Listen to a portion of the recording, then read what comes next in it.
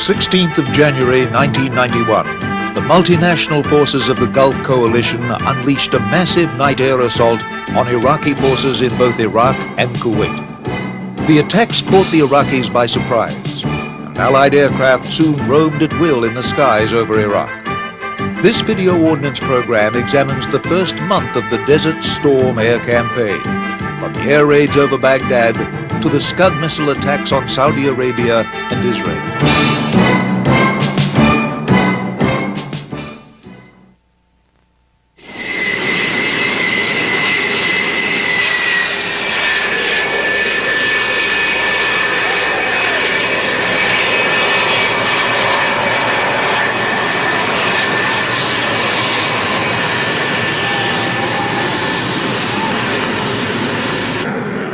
Operation Desert Storm began with air attacks on a scale not seen since the Second World War. Preceding the aircraft were Tomahawk cruise missiles, launched from U.S. Navy warships. Over 100 were launched in the first wave, against heavily defended targets such as Air Defense Headquarters, key radar facilities, and major communication centers.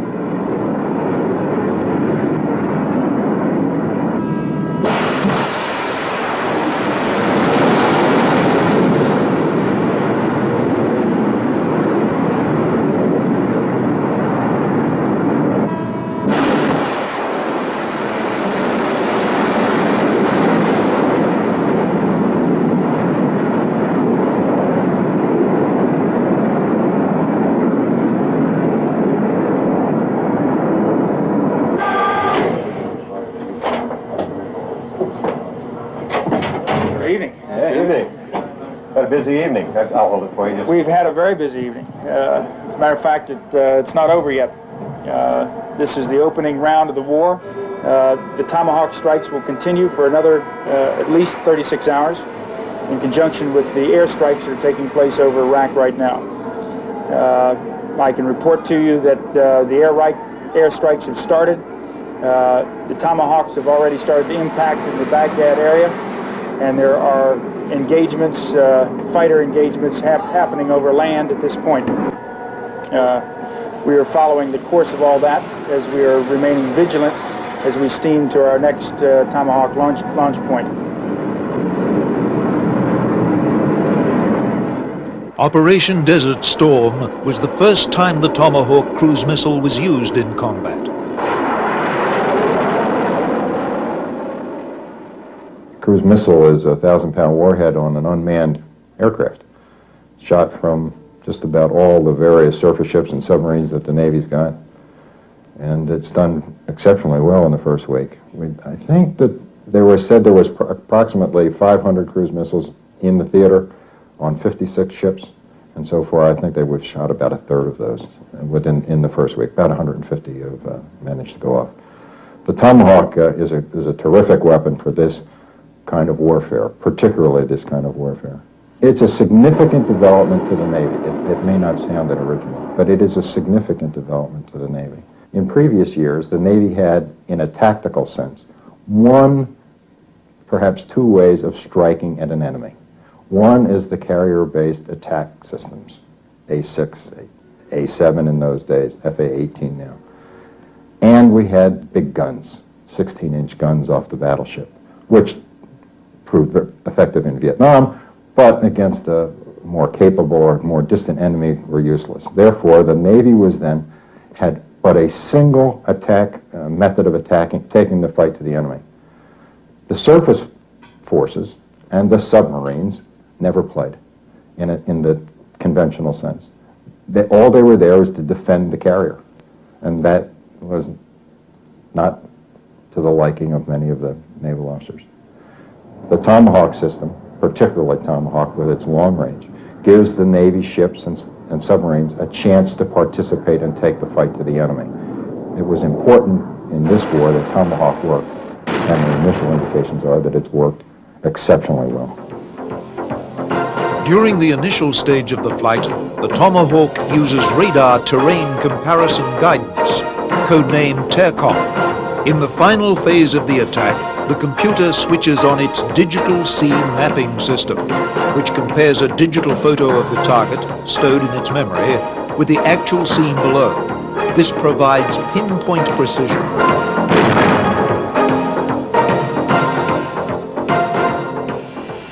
Modern air campaigns take place in successive phases, with clear objectives in each phase.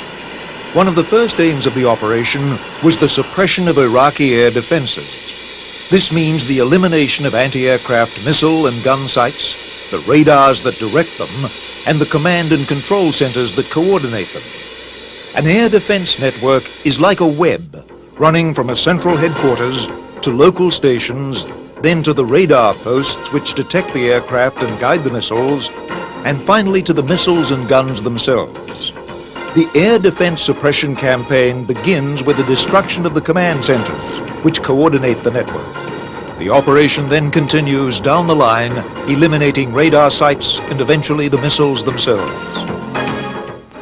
The first wave of the night attack was spearheaded by the F-117 Black Jet, since it is virtually invisible to Iraqi radars. The noted aviation author and pilot Jeff Ethel explains the role of stealth in Desert Storm. So what it is a very highly developed pinpoint strike airplane.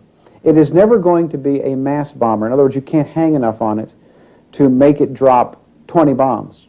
But it will drop 1 or 2 in a very tiny spot. And therefore, it will probably only be used to hit a pinpoint target, something that's very badly needed, maybe like a control bunker. There was one very classic shot where an F-117 during the war last week dropped a bomb through an air shaft hole, and the debris came out the front door. That is exactly what the 117 does well. There's another air defense sector over in the western part of Iraq. It's already been struck by a 117. This is a team effort. The second aircraft comes through, and this part of the building here provides some structural weakness that will be exploited in this attack, and the bomb will hit in this area here.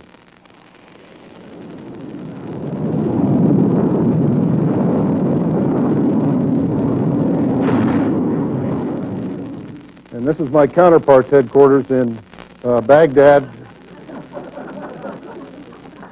This is the headquarters of the Air Force, and keep your eye on all sides of the building as the airplane overflies the building and drops the bomb down through the center of the building.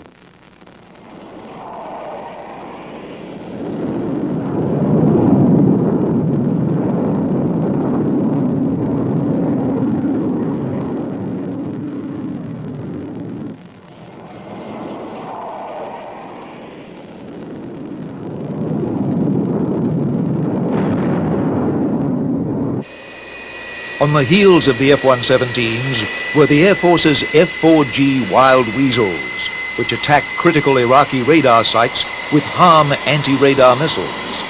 The Wild Weasels have one of the most dangerous assignments of the strike force. Its job is basically to soak up the air defense. It goes in first and goes out last. And the Wild Weasel missions on this war are 4 hours plus. Now, that's a long time for a fighter. Normally it's an hour, hour and a half that most guys are flying. So he goes in, he sees when the radar comes up, he goes down there with an anti-radiation missile that homes on radar, and he gets those guys to fire at him, or at least to keep the radar on, so he can in turn destroy the radar-guided AAA, the radar-guided SAMs, radar sites, and the air defense radar sites. Whatever it is, it's going to be a threat to the strike force coming behind it. The Wild Weasels were remarkably successful in their mission, suffering no losses in the first wave of the attack.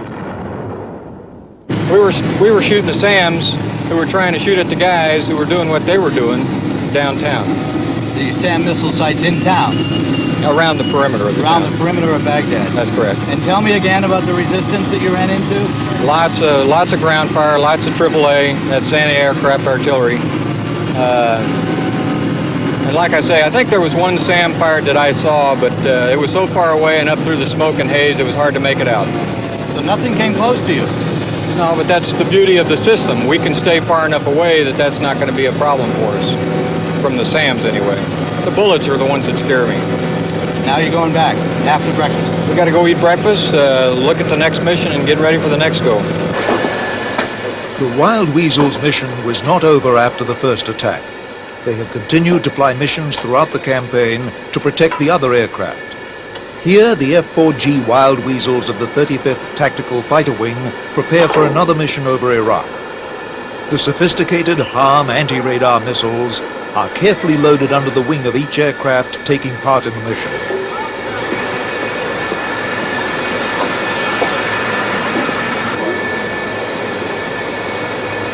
The air defense suppression phase of the attack proved much more successful than anyone anticipated. Losses among the later waves of attack aircraft were remarkably low due to the effectiveness of the Wild Weasels and their Navy and Marine counterparts. This success was due to the close attention paid to this difficult mission by both the United States Air Force and Navy as a result of the Vietnam War. The lessons of the air war over Vietnam, as well as later air battles in the Mideast in 1973 and 1982, convinced the Air Force to organize a complex force of aircraft to deal with the growing threat of radar-guided anti-aircraft weapons. This consists not only of anti-radar Wild Weasels, but radar-jamming planes such as the Raven and the Prowler, and specialized stealth aircraft such as the F-117 Blackjet.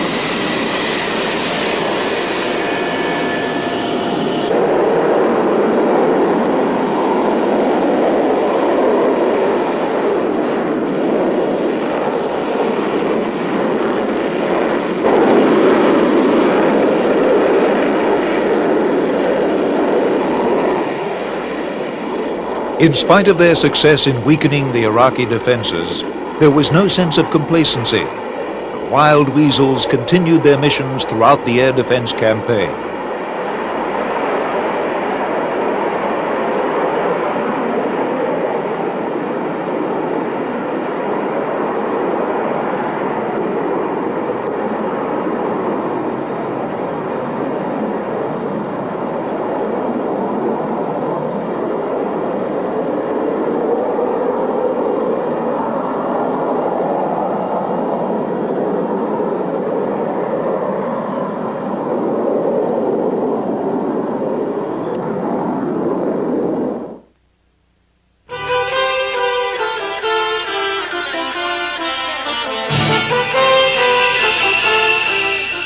For the air campaign to succeed, air superiority had to be won.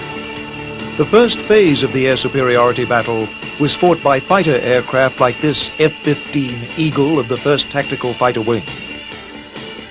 The fighters flew combat air patrols, nicknamed CAPs, to protect the Wild Weasels and attack planes from Iraqi fighters.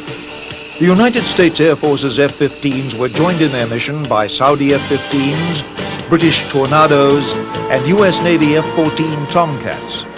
Their potential opposition was over 400 Iraqi fighters, including sophisticated Soviet-built MiG-29 Fulcrums and French-built Mirage F-1s. No one could predict whether the Iraqi fighters would prove much of a threat to the multinational air forces.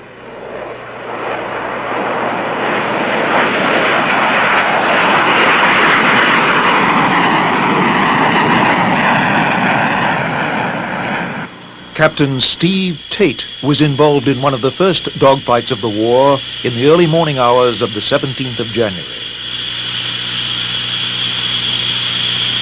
We were in the, took a 4-ship F-15s up on the first wave that went up to Baghdad area last night, took off at 1:30. We were basically supporting a SEAD package of a bunch of Wild Weasels and a bunch of F-15Es and just an assortment of other airplanes, EF-111s and F-111s that were going up to the southeast portion of Baghdad. Basically what our job was to go up there and remove all the air-to-air threats for them. EF-111s put out a bunch of jamming to try to take down a bunch of early warning radars and those kind of things. The Wild Weasels, the F-4Gs, they go in there and they take out all the ground threats, the SAM threats rather, that we were worried about, and then the F-111s and the F-15Es and all the other strikers put the bombs on target. So it's a coordinated effort. That's what we did. The mission lasted about 4 hours. Took off out of here at 1:30 in the morning, like I said. We had a push time of about 3:15 local. Went up north at about 3:50. We were on target in southeast Baghdad. AWACS also is a big hand in all this. They were the big Triple C command and control of everything. They were telling us exactly what was going on, what airplanes were looking at us, coming at us, and the numbers. It really worked out well. AWACS did an extremely good job. As we go up north, we hit our target area, or our cap point. We started capping for them. There was really no air-to-air threats up at the time, just a few intermittent hits, and then they were probably either landing right back away, trying to hide, or trying to go to dispersal bases if they could find them. Once we got up into the cap area, we needed to clear out an airfield in southeast Baghdad for F-111s doing a big strike on there, and Wild Weasels were also the big important reasons to get the SAMs knocked down. We get up there at about 3:50, like I said. We started a engagement. I got the contact that AWACS calls out as a hostile chasing my number 3 man, and at about the same time I'm turning back around towards the east. When I turn back around there, I get a contact on a contact that isn't squawking our IFS, so when I lock this guy up, I can tell that he's not a friendly airplane. Come to find out that it's an F-1. He's at about 8,000 feet headed west towards Baghdad, towards my number 3 and 4 men also, and we EID him as hostile. About 12 miles, I take a Fox 1, a radar missile. Everything's looking good. Thinking about taking another Fox 1, but no kind of interference or anything like that, so I just let one Fox 1 go. And about 4 miles in front of me, get a huge fireball. When he blew up, I could see pieces of the airplane blowing up. Obviously, it was at night. I couldn't see if a parachute or anything like that. It was a huge fireball. I don't anticipate anybody getting out of that. The only Iraqi fighters to appear in significant numbers were their 2 best types, the MiG-29 Fulcrum and the Mirage F-1. The Iraqis put up very little resistance in the first weeks of the air campaign, and over 20 fighters were shot down with no Allied losses.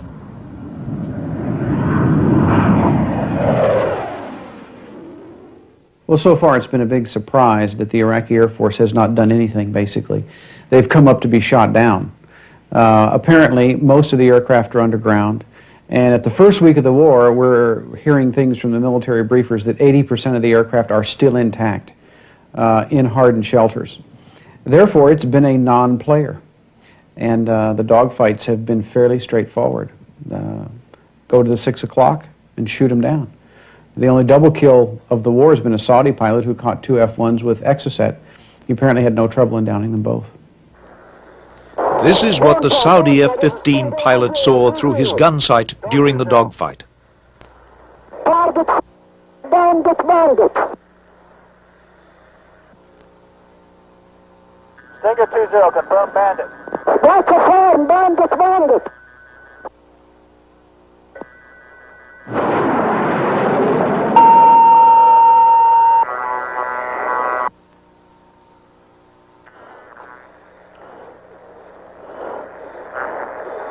Roger, the first target destroyed, the first target destroyed.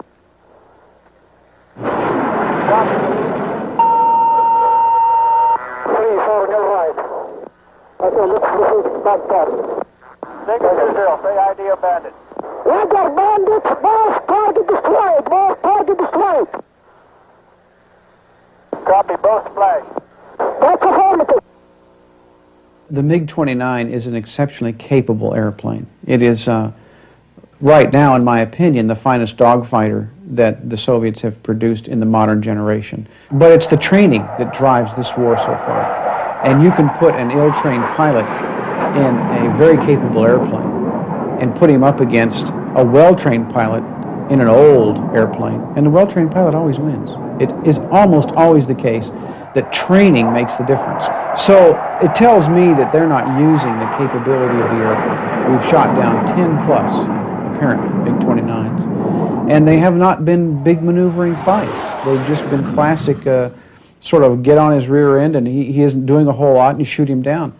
So I don't think we're seeing what the airplane could really do. The other side of the air superiority battle was the destruction of the Iraqi air bases. Many of the Iraqi aircraft were protected inside hardened concrete bunkers. Rather than laboriously destroy each bunker, the taxiways leading from the bunkers to the main runways were cut using anti-runway weapons. This dangerous mission was the specialty of the British Tornado squadrons, using JP-233 munitions dispensers. These dropped dozens of sub-munitions on the runway, putting them out of operation. The two British Tornado squadrons suffered a higher loss rate than other elements of the multinational force. 5 Tornadoes were lost in combat during the first 2 weeks of the war, in no small measure due to their hazardous assignment. The Tornadoes fly these missions using a terrain-following radar. The pilots and their navigators cannot see the ground below and must rely entirely on their instruments.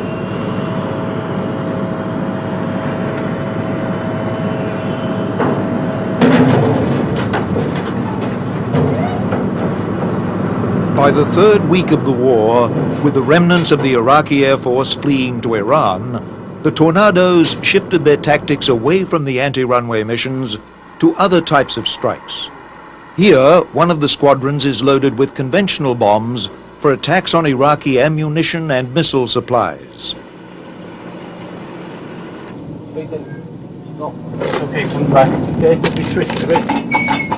Let's go back. Yeah, no, let's take the weight off it. That's it. Okay? Rear? Yeah.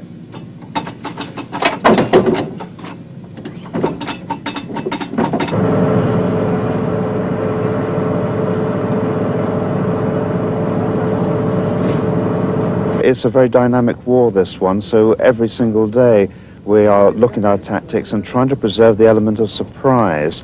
And it's quite natural that we are changing our tactics, attack headings and heights and so on. And it's not just a direct result. In fact, if you look at the number of sorties we've flown overall, the losses are extremely small indeed, much smaller than anybody actually had predicted. So this is just the nature of this type of warfare. This hole in the tail of a Tornado is a reminder of the narrow escape of one Tornado crew during a ground attack mission. And as I was recovering, pulling back down to the ground, there was a very large explosion behind me. Scared me somewhat. Did you think that was it? I thought it was getting close.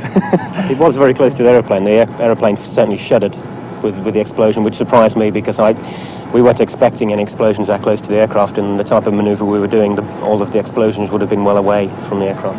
And no qualms then about going out on another mission maybe sometime soon? No real qualms. Of course he hasn't. The Tornado GR-1 ground attack squadrons are supported by Tornado F-3 interceptor squadrons. The F-3 version is a high-performance fighter, armed with air-to-air missiles rather than bombs. The F-3 Tornadoes fly combat air patrols to prevent the interception of the ground attack squadrons by Iraqi fighters.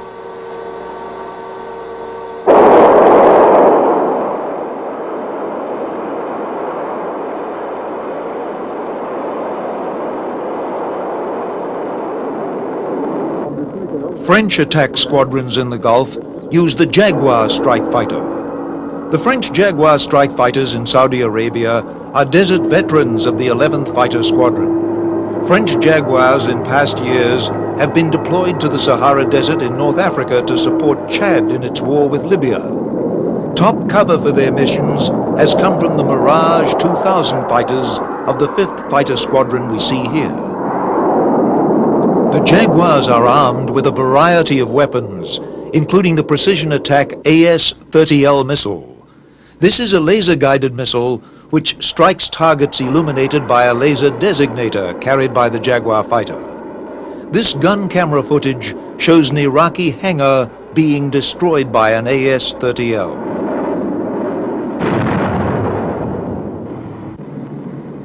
The French Jaguars can also attack targets using conventional bombs and rockets.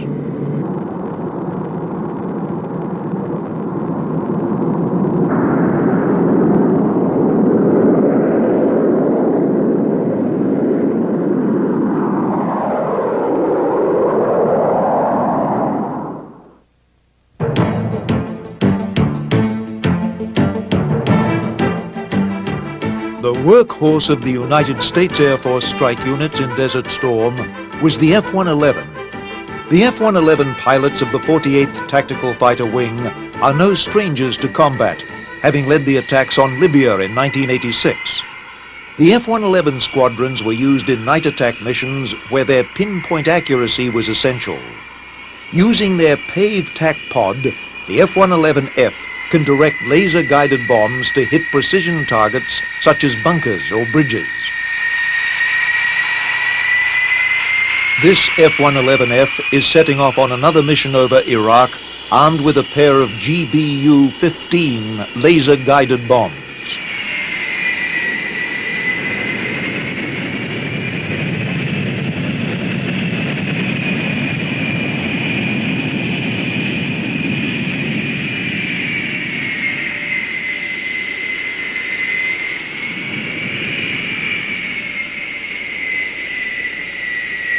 This aircraft, 390, Miss Liberty II, is my aircraft. It has my name on the door. It was the first aircraft into Libya.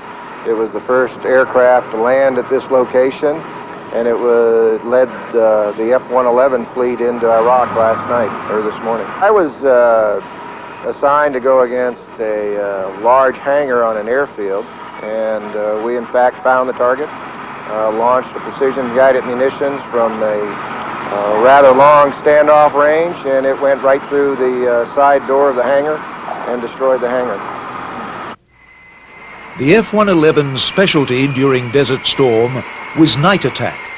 Although the Wild Weasels and other anti-radar planes blinded much of the Iraqi air defense network, the Iraqis still had many conventional anti-aircraft guns aimed with optical sights. These guns were almost completely ineffective at night. The F-111 attacked at either low or medium altitudes, using its sophisticated terrain-following radar for navigation in the dark night skies. This F-111F has just returned from a mission over Iraq.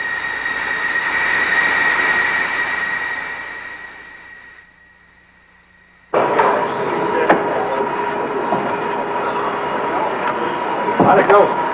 Real good. Real good. Just like it was planned. Real smooth. Tell us about it. What happened? We took off out of here, climbed up medium altitude, went across the border, and found the airfield, the Dempy target, and put our bombs right through what we wanted to put them through. What did it look like? You'll have to ask the Wizzo what it looked like. It was awful dark out there for me. That was all it was. He looks at it in his stuff over there, and you can see it. Pretty pumped, I can see. Yeah, pretty pumped. Pretty pumped. Going in, we did a TF descent, drop it down to low level into it's a terrain following radar, automatic system descent, where it's all totally dark outside and you just descend on radars, and so you're all on instruments. This is just this side of the border. We go across the border low level real fast, about 600 knots. During the descent, we were getting some indications on our raw gear. The radars, search radars were picking us up. So it was kind of intense, you know, knowing that they knew that we were coming, and not being able to see anything outside, and just kind of going on instruments. What we did was we came in low level, climbed to 5,000 feet, dropped the bombs, we turn away from the target, continue to laze until the bomb impacts, and then we get back down to low level for the egress. It gives the Wizzo a better look angle into the target and a little more energy on the bomb.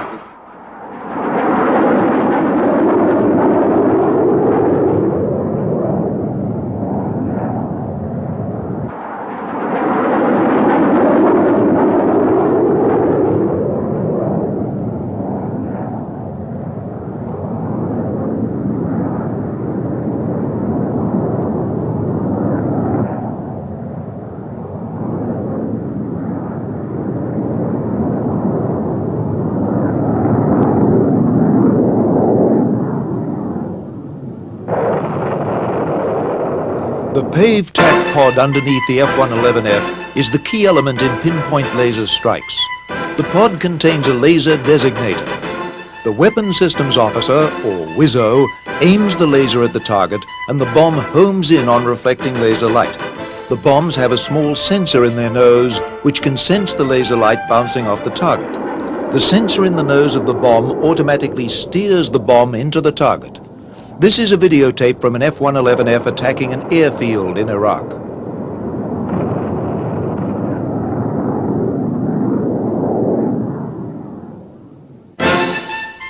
Other strike units in the Gulf are equipped with the newer F-15E Strike Eagle. The Strike Eagle is a two-seat version of the single-seat F-15 Eagle Interceptor. The WISO in the rear seat operates the terrain-following radar and target sensors like his counterpart in the F-111F. This permitted the Strike Eagle squadrons to carry out their dangerous low-altitude missions under the protective cover of darkness during the opening stages of the air campaign. The WISO can see the target using a high-resolution radar imaging system, as we see here. In this case, he's examining an airfield and selecting targets there. The F-15E is also fitted with a lantern night attack system. This provides the pilot and WISO with thermal images of the terrain in front of them.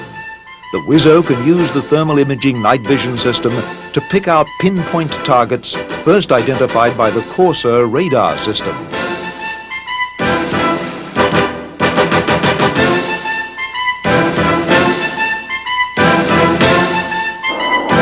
F-111s and F-15Es took part in the anti-runway campaign using the French-designed Matra Durandal bomb. It is propelled by a rocket and penetrates deep below the runway, exploding moments later.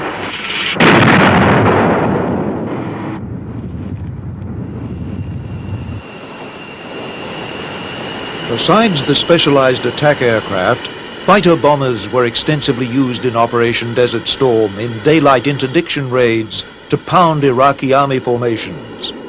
The F-16 fighter bomber has borne the brunt of these missions for the U.S. Air Force. Many of the squadrons taking part in these missions are flown by Air National Guard pilots. Their tails are emblazoned with the insignia of their home stations: Syracuse, New York, South Carolina. Months ago, before Desert Shield, these pilots were flying commercial airliners, and the ground crews were back in the States at their regular civilian jobs.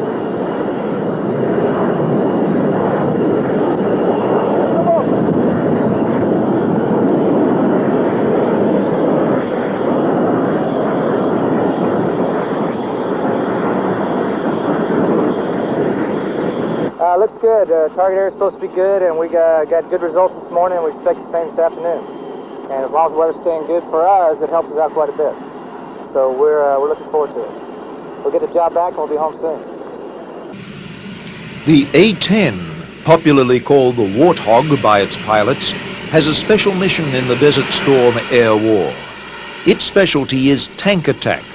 It is designed for close air support, attacking tank columns and artillery emplacements with gunfire, bombs, and guided missiles.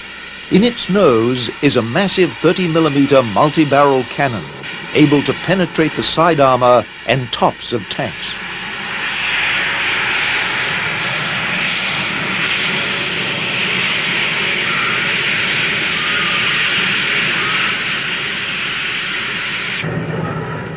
Although the new high-tech weapons, such as laser-guided bombs, have attracted most of the public attention, many of the air attacks have used more conventional weapons.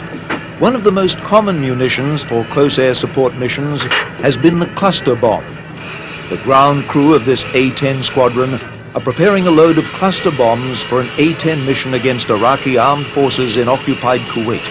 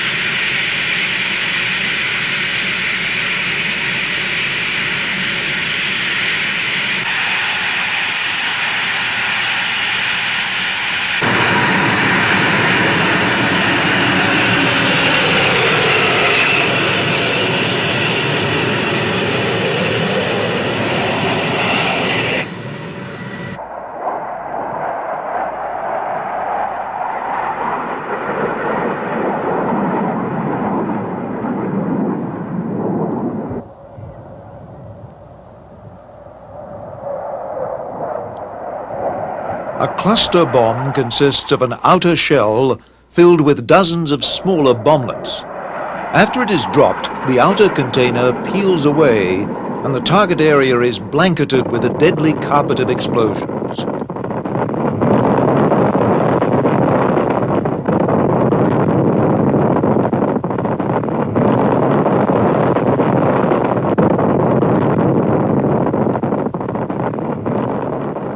The Kuwaiti Air Force has also participated in raids against Iraqi forces in occupied Kuwait. A single squadron of Kuwaiti Skyhawks has taken part.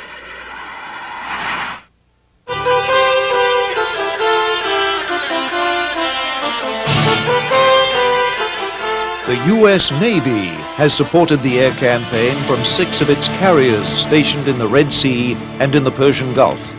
The F-14 Tomcat provides combat air patrols for Navy strike missions, much as its land-based counterparts, the F-15 and the Tornado.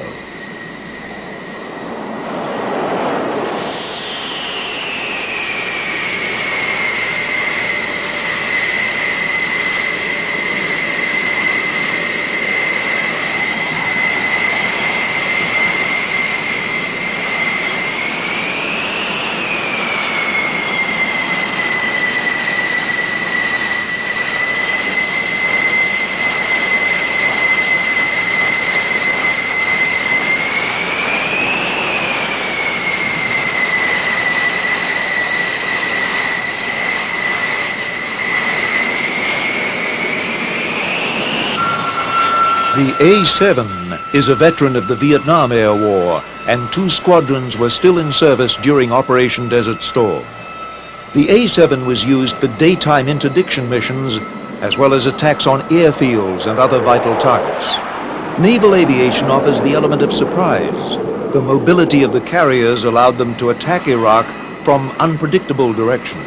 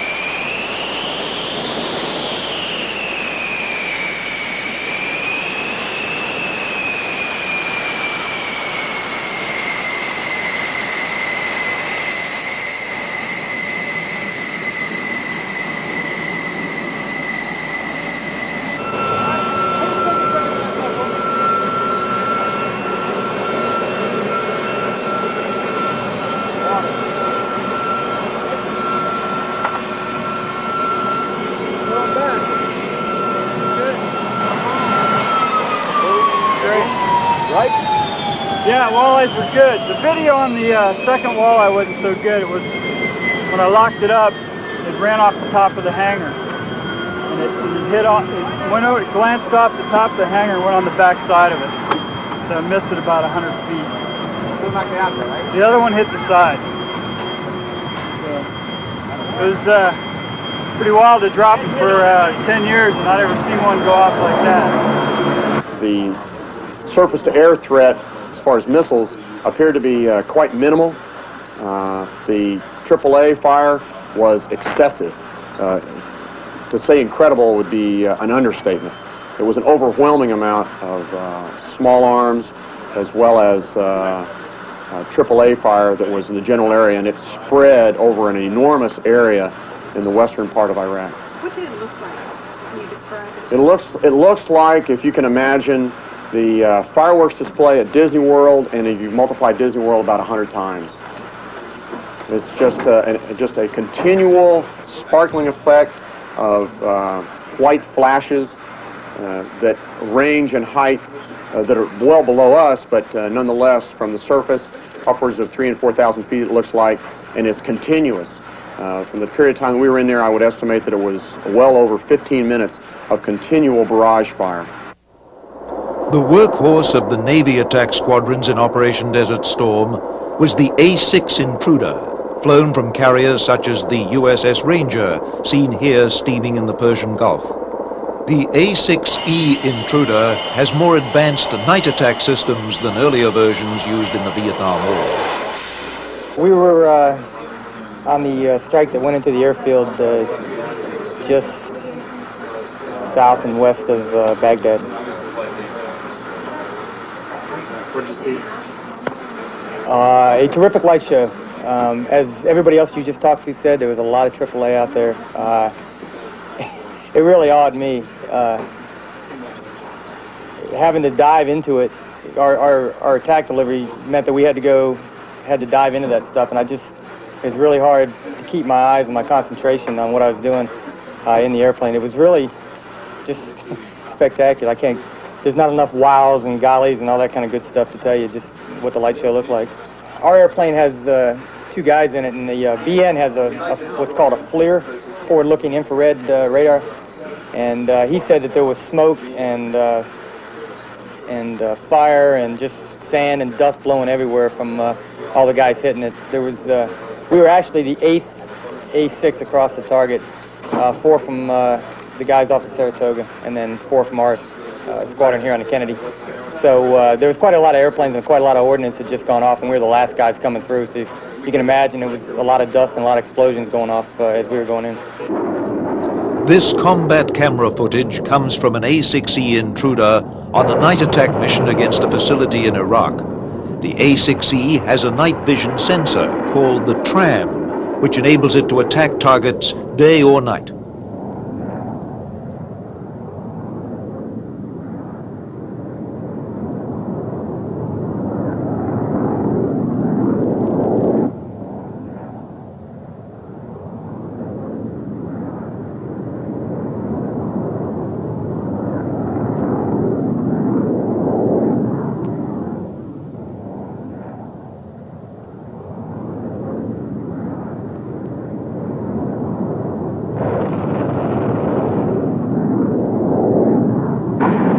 Another weapon that saw its combat debut in Desert Storm was the SLAM missile. The SLAM is a version of the Harpoon anti-ship missile modified for use against land targets. It has a sensor in the nose which allows the weapons officer to see what the missile is seeing and fly it right into the target. The United States Marine Corps has its own aviation squadrons, flying many of the same types of aircraft as the Navy. In the fighting, one of its most versatile aircraft was the F/A-18 Hornet. The Hornet is a fighter bomber capable of dogfighting Iraqi fighters or attacking ground targets. During the initial phase of the Desert Storm air campaign, the Marine F/A-18 squadrons were used in anti-radar missions, firing HARM missiles, much like their Wild Weasel counterparts in the Air Force. The Marine Hornets fly from land bases situated around the Gulf. These Marine squadrons are preparing for anti-radar strikes against Iraqi positions.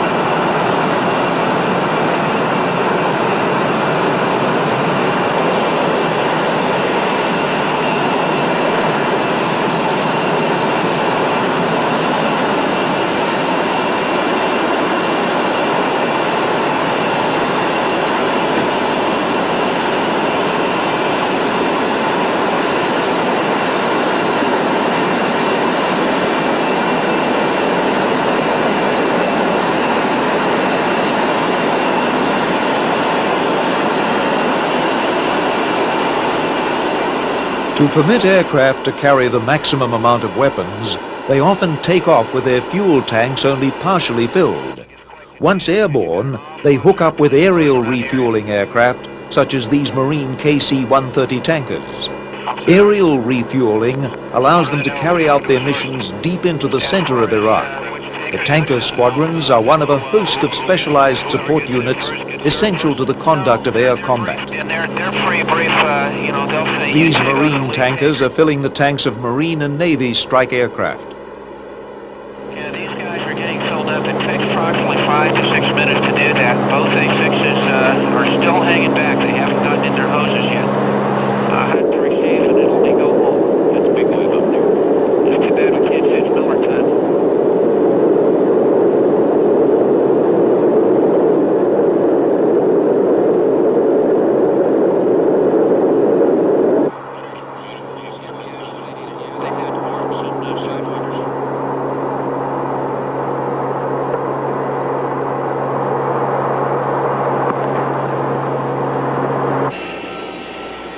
The AV-8B Harrier II jump jet formed the backbone of Marine ground attack squadrons during Operation Desert Storm.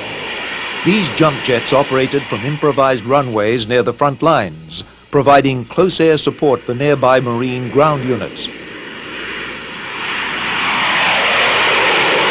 During the first weeks of the air campaign, attack sorties were often frustrated by poor weather conditions. Targets are hard to find. I mean, if they're not there, sometimes it's just better to bring it back, reload it, and reconstitute for another mission, rather than just wasting it. Now, when you go out on the mission, how long is it before you come back? A normal mission for us lasts about an hour. An hour? From takeoff to landing. But of course, with the briefing and debriefing that goes on, sometimes it takes maybe 4 to 5 hours from start to finish.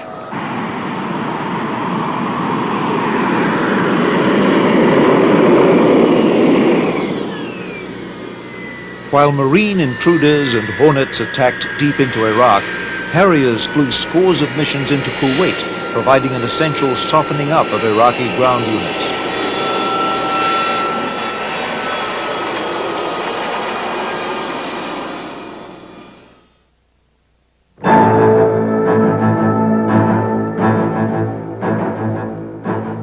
With its air force decimated and the multinational air forces dominating the skies, the Iraqis were forced to resort to their Scud missiles to attack Saudi Arabia.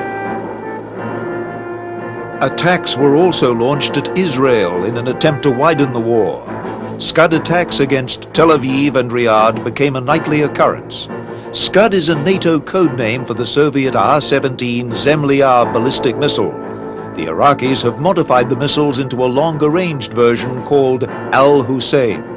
The original missile, the original Scud, or as the Russians would call it, R-17, is a relatively short-range system. Its range is around 300 kilometers, meaning about 200 miles.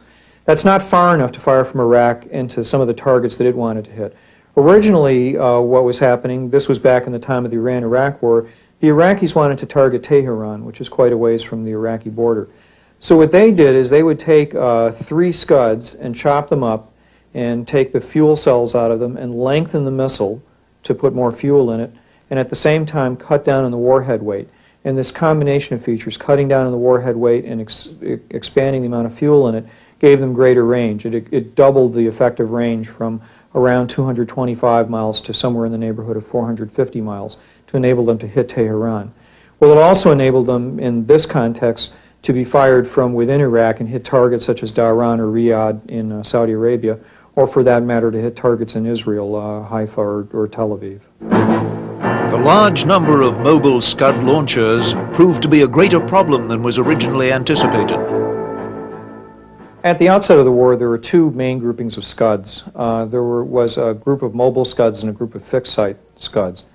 The mobile Scuds are missiles that are mounted on a large 8-wheel truck. The military acronym is usually TEL, which stands for Transporter, Erector, Launcher. It means that the vehicle carries the missile and also can erect the missile, put it vertical, and fire it. It's quite a big vehicle. The Russians who designed the vehicle call it Cachalot, which means sperm whale, so that gives you some idea of the relative size of the vehicle. That was one group. That was about 36 launchers, and they were divided into at least 2 launch brigades, perhaps more.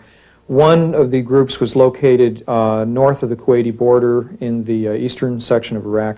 There was another group of these that were located further out in the west, more towards the Israeli direction in the western desert of Iraq. Now, the second grouping was a fixed-site grouping, What it was is that the Iraqis started building the Scud missiles themselves, their own local derivative of the Scud. They couldn't build these elaborate mobile launchers, and so they simply took simple base plates to erect the missile, and then they set up concrete bunkers. In the first wave of attacks, these bunker sites were the first ones that were targeted. The reason for this was that the bunker sites were out in the western section of Iraq, near H2 and H3 airfield in western Iraq. And they were clearly targeted at the Israelis. So there was a fear right from the outset of the war that what the Iraqis were trying to do was drag in the Israelis into the war. And so those were the first targets. At first, the mobile Scud missile launchers were not a major target. They're hard to find. Even though they're a very large vehicle, even though they're called sperm whales, on a scale of things, they're hard to find. They're not much different from a big truck that you might find on a city street in Baghdad or Basra. But then once the Iraqis started firing these at targets in Israel and at Saudi Arabia, a great deal of attention was paid into hunting them out and trying to destroy them. But why weren't the Scuds used against military targets? The reason that they're not terribly accurate is that they were designed originally to deliver thermonuclear warheads. These weapons were developed in the 1950s by the Soviet Army to fire tactical nuclear warheads. So with their export to countries like Iraq or Libya, they have to be used in a different role because these countries don't have small thermonuclear weapons. Instead, they're used with high explosive weapons, and here they can't really be used effectively against military targets. Their inaccuracy is so great. They have an accuracy roughly on the order of a kilometer to about a mile on either side of the target.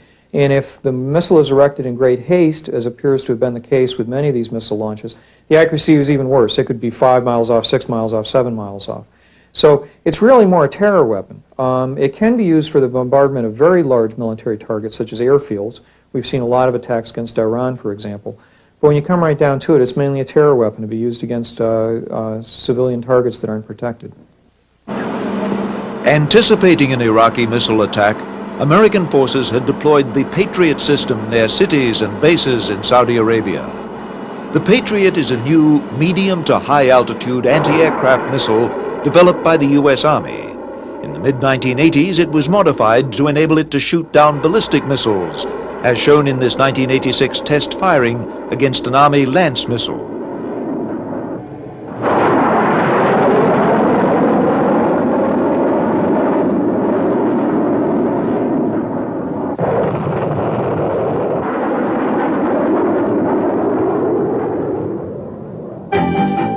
At the heart of the Patriot fire unit is a sophisticated phased array radar. The radar locates and tracks the incoming Scud missile and then guides the Patriot missile on an intercept course. Last night about 21:45 or 9:45 in the evening, we received words that there was possible Scud alert, incoming Scuds. With the mission we have, we're always on alert 24 hours a day, so it's just a matter of fine-tuning some things, and shortly thereafter we received the first volley of Scud missiles headed towards this area and successfully knocked them out of the sky. This footage shows the Patriot in action against Scud missiles. Never before has an air defense missile proved so consistently successful. These encounters mark the first time in military history that one missile has been shot down by another in wartime.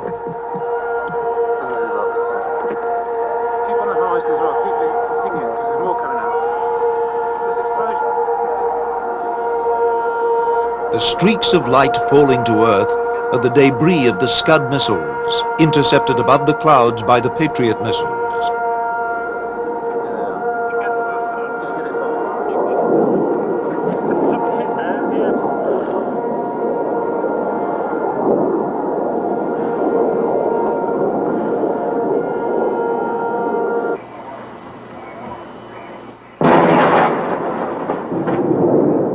Although the Patriot has proved very successful in intercepting the Scuds, the Iraqi missiles have still managed to do some damage. In some cases, the Patriot struck near the Scud, breaking it into 3 large pieces, Falling to earth at high speed, this debris caused extensive damage to apartment buildings in Tel Aviv and Riyadh.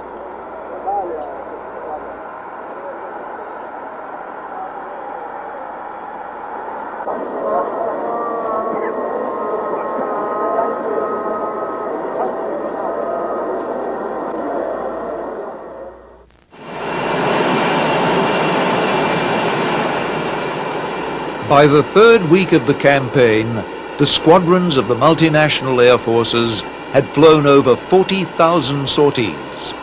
The high tempo of air operations was made possible not only by the determination of the pilots, but by the dedication and skill of the ground crews. At the same time, we need to remember that our young maintenance kids around here, they're the real heroes in this. Pilots go fly the good jets and everything, but they're the ones that keep them going. And those are my heroes. These 21, 22-year-old kids that are out here turning these aircraft right now. They're the real heroes around here. The relentless pace of the air missions continued into the second month of the fighting. By the third week of the campaign, air superiority over Iraq had been decisively won. Nearly 30 Iraqi fighters had been shot down in dogfights, and no Allied aircraft were lost in air-to-air battles. Encounters with Iraqi aircraft became a rare event, as over 100 fled to neighboring Iran. The focus of Desert Storm switched from the strategic targets in central Iraq to Iraqi troop concentrations in and near Kuwait.